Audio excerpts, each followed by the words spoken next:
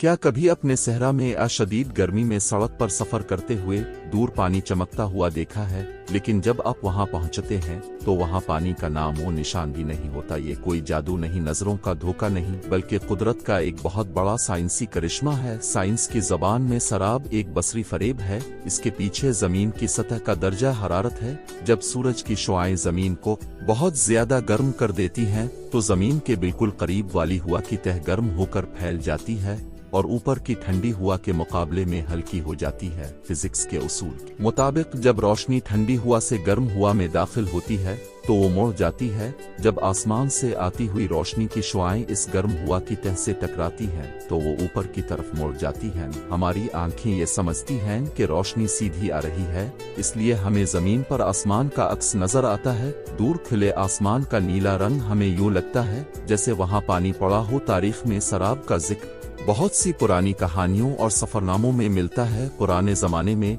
जब सहराओं में तिजारती काफिले महीनों का सफर करते थे तो कई बार प्यास से निढाल मुसाफिरों को मीलों दूर पानी के बड़े तालाब, नखलिस्तान और हरे भरे दरख्त नजर आते थे।